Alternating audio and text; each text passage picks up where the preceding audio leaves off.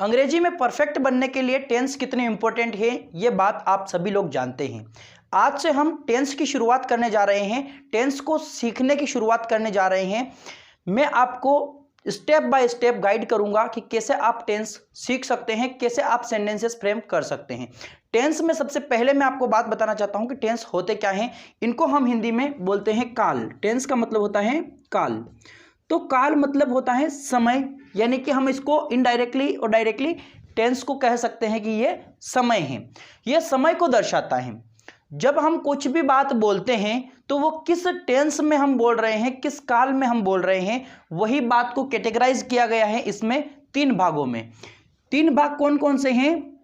वो हैं present, past और फ्यूचर।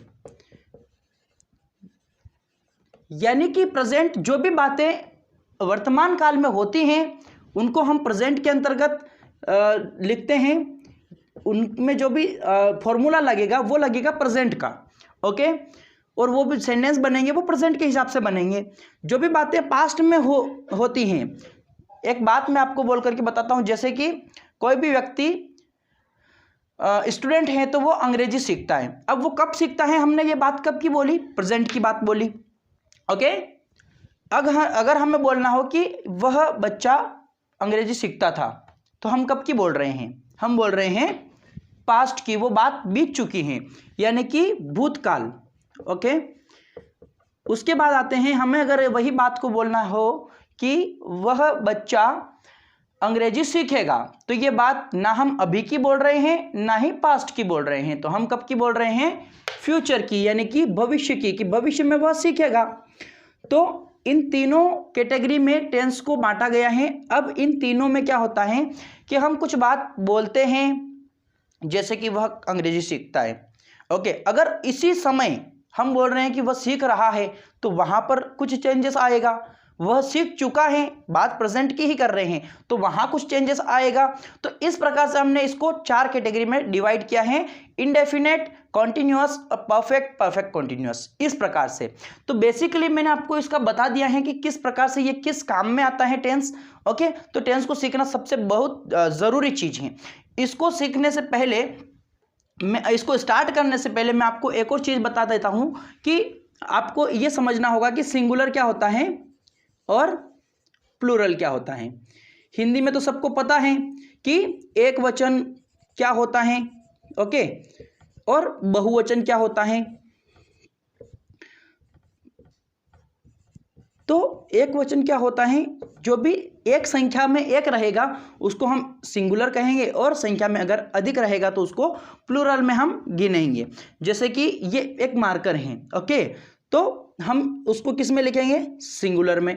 अगर बहुत सारे मार्कर हैं तो प्लूरल में।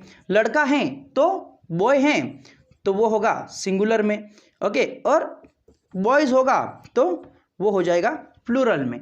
तो इस प्रकार से सिंगुलर प्लूरल का आपको नॉलेज हो गया होगा। इतना यदि आपको पता चल चुका है तो आपको कुछ चीज़ों की और अंग्रेजी जानने की ज़रूरत है। कौन सी चीज़ें हैं वो? जैसे कि मैं यहाँ पर लिख रहा हूँ, आई मीन्स मैं, ओके, यू मतलब तुम। अगर हमें बोलना हो ना, मैं ये करता हूँ, मैं ये करता हूँ, मैं ये करता था, मैं के लिए हमेशा ये यहाँ पर हम जो लिख रखा है वही यूज़ करेंगे। तो तुम के लिए यू, तुम्हारे बारे में कुछ बात करेंगे तो यू। वह किसी के दूसरे के बारे में बात कर रहे हैं, थर्ड पर्सन के बारे में, तो उसके लिए हम ही का यूज़ करेंगे। अगर वह लड़का होगा तो, ओके, और हमें क्या बोलना होगा? वह बोलना होगा, तो ही का यूज करेंगे। और लड़की के लिए हम शी का यूज करेंगे, ओके, इस तरीके से। और किसी चीज के लिए हम इट का यूज करते हैं, ओके। यह, जैसे कि बोल रहे हैं ना, इट इज अ मार्कर, ऐसा बोला जाता है तो इट का यूज किया जाता है, ओके। तो इतना आपको समझ में आ चुका होगा। इनको हम बोलते हैं सब्जेक्ट। यदि हम अपना सेंटेंस बनाएंगे, क्या करेंगे? हम सेंटेंस बनाएंगे। टेंस जो हम सीख रहे हैं इनसे हम क्या करेंगे? सेंटेंसेस बनाएंगे। सेंटेंस क्यों बनाने जरूरी है? क्योंकि यदि अगर आपने एक सेंटेंस बना करके देख लिया है, उसमें आपने रूल्स अप्लाई कर दिए हैं, तो आप बाकी सारे सेंटेंसेस उसी प्रकार के जो रहेंगे वो सारे बना पाएंगे। जो भी हम बातें करते हैं वो इन्हीं में से तो आती हैं, ओके, जैसे कि मैं कुछ करता हूं तो वो प्रेजेंट इंडेफिनेट में से होगा। ओके, अगर मैं कुछ काम करता था तो वो पास्ट इंडेफिनेट का होगा, मैं कुछ काम करूंगा तो वो फ्यूचर इंडेफिनेट का होगा। इंडेफिनेट सबसे पहला जो हम बनाएंगे उसकी कैटेगरी रहेगी, 4 कैटेगरी मैंने आपको बताए हैं। ओके, तो उसमें से सबसे पहली कैटेगरी रहेगी इंडेफिनेट। ओके, तो इस प्रकार से, तो उसके लिए हम क्या करना होगा, सेंटेंस को बनाने की जरूरत होती है। सेंटेंस में सबसे पहले जो हम लिखते हैं, जैसे कि हम हिंदी का सेंटेंस बना रहे हैं तो उसमें हम क्या करते हैं, जो हम सेंटेंस बनाते हैं उसमें हम लिखते हैं कि मैं बाजार जाता हूं।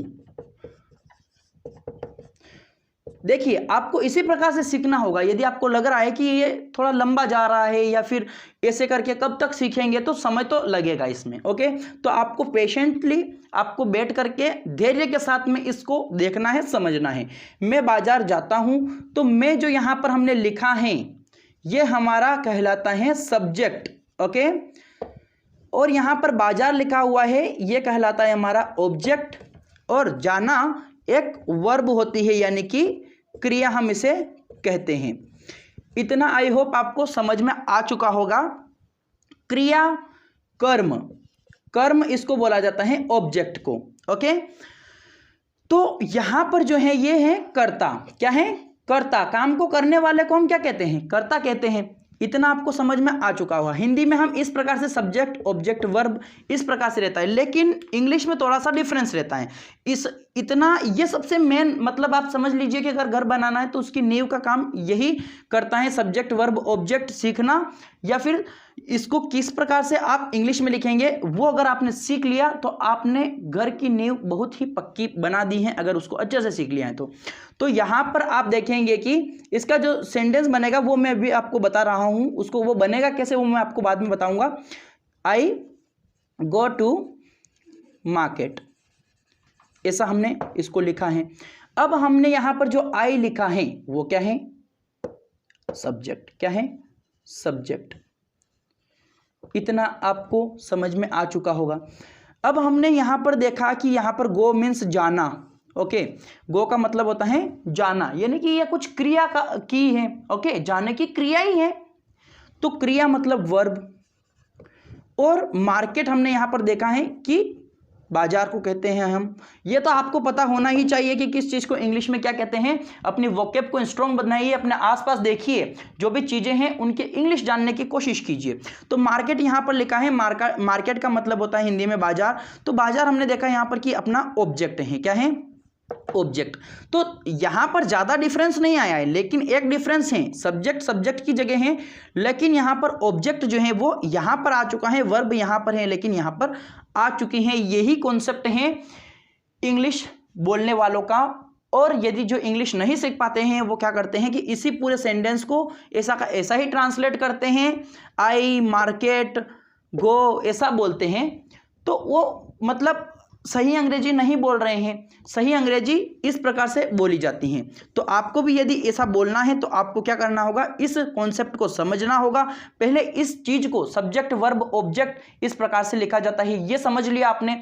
अब उसको आपको बार बार प्रैक्टिस करना होगा। ऐसे बहुत सारे सेंटेंसेस बना करके आपको प्रैक्टिस करनी होगी। यदि आपने बहुत सारी प्रैक्टिस की होगी तो फिर आप बोलने में एबल हो जाएंगे।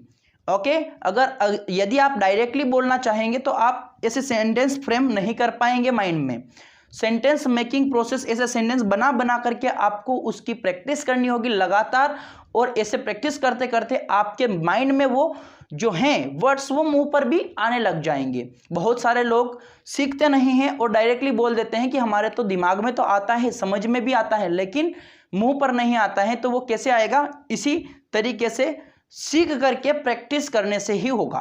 ओके, तो यदि आपने इतना जान लिया है, सब्जेक्ट क्या है, वर्ब क्या है, ऑब्जेक्ट क्या है, इतना यदि आपको पता चल चुका है तो चलिए हम चलते हैं आगे।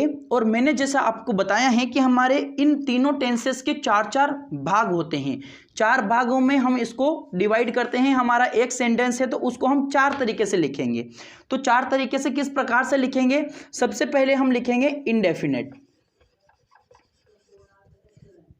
इंडेफिनेट पहला होता है कैटेगरी इंडेफिनेट, दूसरी होती है कॉन्टिन्यूअस, ओके। तीसरा होता है परफेक्ट और चौथा होता है परफेक्ट कॉन्टिन्यूअस।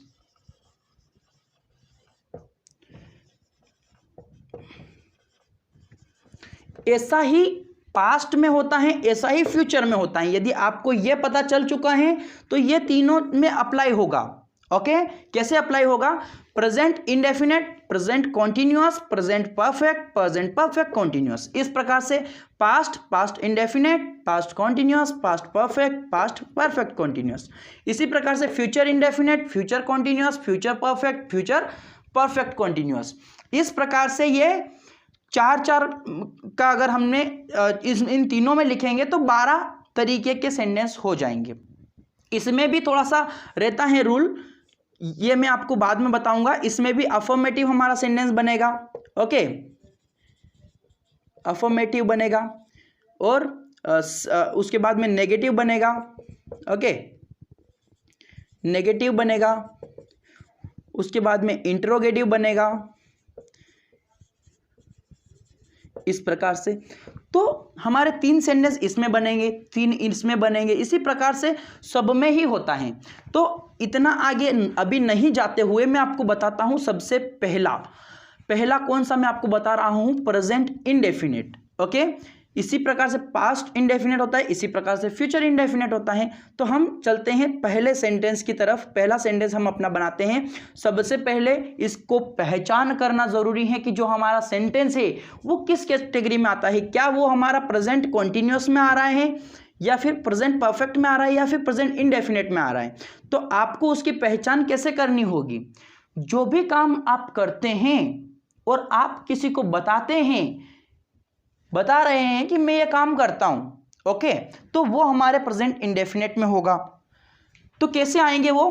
प्रेजेंट इंडेफिनिट में जो हम काम बताते हैं, कैसे बताते हैं हम? ओके, मैं स्कूल जाता हूं, ऐसे ही बताते हैं हम। ओके, तो मैं अभी हमने बनाया था ये सेंटेंस, मैं बाजार जाता हूं। ओके, हम बनाते हैं कि मैं पढ़ाई करता हूं, तो मैं पढ़ाई करता हूं, इस प्रकार से।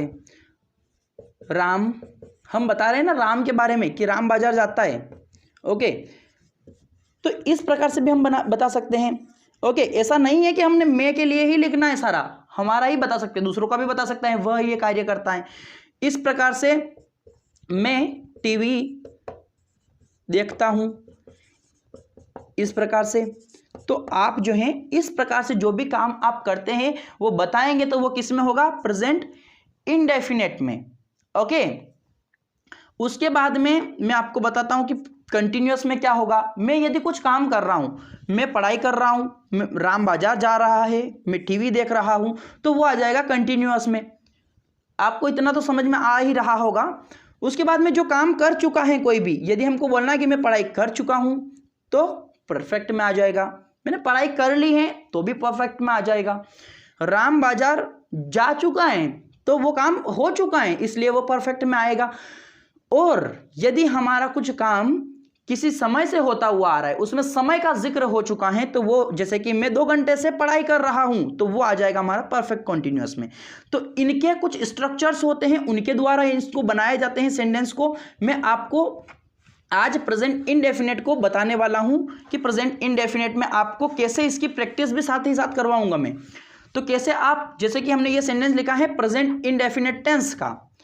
ओके, तो इस सेंटेंस को हम कैसे बनाएंगे? सब्जेक्ट वर्ब ऑब्जेक्ट की मदद से हम बनाएंगे। ओके, तो मैंने आपको ये तो बता ही रखा है कि सब्जेक्ट वर्ब ऑब्जेक्ट के हिसाब से हम बनाते हैं।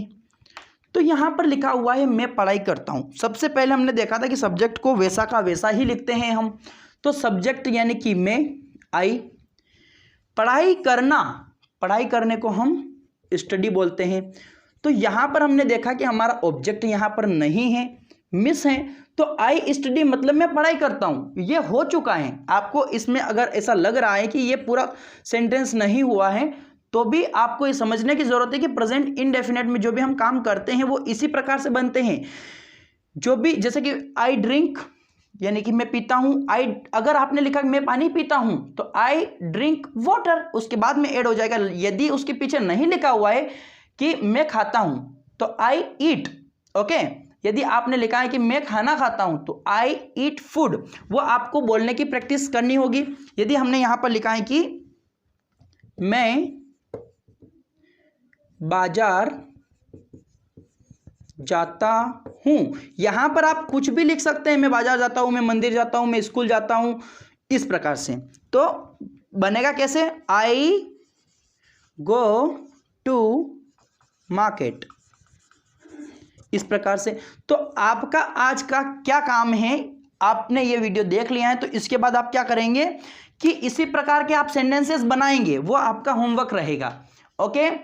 ये आपका होमवर्क रहेगा, मैं पढ़ाई करता हूं, मैं बाजार जाता हूं, इस तरीके का आपका होमवर्क रहेगा। ये वाले सेंटेंसेस आपको बनाने हैं सब्जेक्ट वर्ब ऑब्जेक्ट की मदद से। जैसे कि हमने यहां पे लिखा है ना, सब्जेक्ट में जाता हूं, हमने वर्ब को पहले लिखा है गो टू, बाजार को यहां पे लिखा है मार्केट। तो इस प्रकार से आपको ये सेंटेंसेस बनाने हैं, 10 सेंटेंस मिनिमम आपको बना करके, जो मैं आपको यहां पर नंबर दे रहा हूं उस पर आप व्हाट्सएप कीजिए, मैं चेक करूंगा उसको और आपको फिर उसमें जो क्या मिस्टेक्स हैं वो बताऊंगा। यदि आप जेन्युइनली सीखना चाहते हैं तो आप ये काम जरूर कीजिएगा, और मैं भी सिखाने के लिए कोशिश कर रहा हूं, तो मैं आपके लिए इतना और करूंगा। और आपको क्या करना है, इनको बनाने हैं, सेंटेंसेस को आपको सेंड करना है, ओके। कॉपी में आपको बनाने हैं। और आपको मैं ये बता रहा हूं कि टेंस यदि आपने सीखना शुरू कर दिया है, यदि आपने टेंस सीख लिए हैं, अगर जिस तरीके से मैं सिखाऊंगा आपको, अगर आप वो सीख जाएंगे तो मैं आपको प्रॉमिस करता हूं कि आप बहुत ही अच्छी अंग्रेजी बोल पाएंगे, और आपको भी अपने आप में वो चेंजेस देखने को मिल जाएगा। सो गाइस, मिलते हैं नेक्स्ट वीडियो में। उससे पहले आपका जो होमवर्क मैंने आपको बताए हैं वो आप जरूर कीजिएगा। So see you in the next video, till then take care, bye bye.